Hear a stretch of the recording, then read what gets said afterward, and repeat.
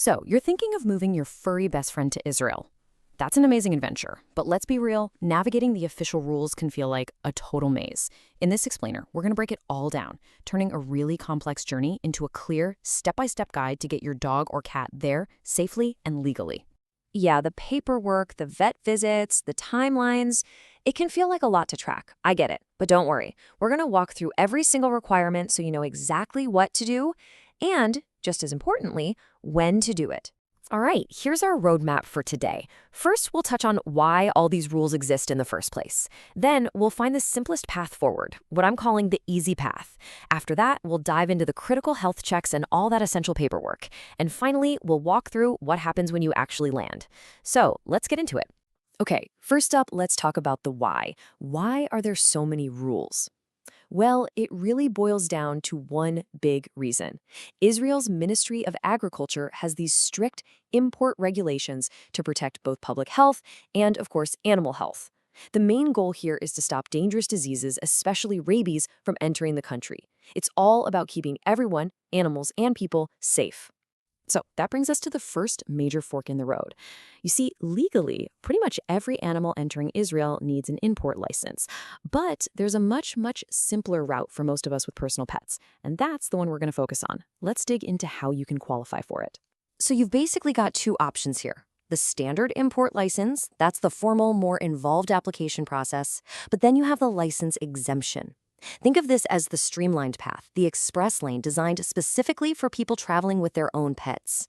It lets you completely bypass that pre-approval step as long as you meet a very specific set of conditions. And here they are. These are the magic conditions for taking that easy path. First, you can only be importing 1 or 2 pets, dogs or cats, and they have to fly with you. Now, pay super close attention to this next one. They must have been in your personal care for the last 90 days leading up to the flight. Of course, they also have to meet all the health rules we'll talk about, not be a restricted or dangerous breed, and finally, they're coming to live with you, not to be sold or given to someone else.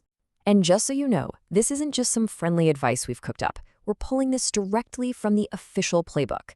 What you're looking at right here is the actual government regulation document that outlines these rules, so you can be 100% confident this is the right way to go. You know, this whole exemption thing isn't just some new, modern convenience. It's actually grounded in law, in regulations that go all the way back to 1974. This law gives the Director of Veterinary Services the authority to create this simpler process for pets that are traveling as personal luggage. So yeah, it's a solid legal foundation for this entire exemption path. Okay, so let's say you qualify for the exemption. Awesome. Now it's time to get your pet ready. This next phase involves a really strict sequence of veterinary procedures, and I can't stress this enough. Getting the order right is absolutely critical. Here is the sequence, and it is totally non-negotiable. Step 1, your pet has to be microchipped. Then, on the same day or any day after that chip is in, they get their rabies vaccination. After that shot, you have to wait a full 30 days. And only then can you move on to the final step, the rabies antibody blood test. The order is everything. Now, a really critical detail about that microchip. It can't just be any old chip. It has to comply with ISO standards 11784 or 11785. Why? Because this ensures that the scanners they use at the airport in Israel can actually read it without any problems.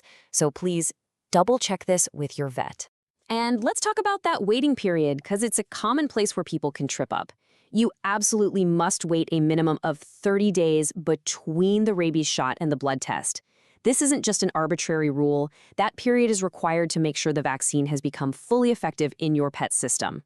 And let's not forget our other magic number, 90. 90 days.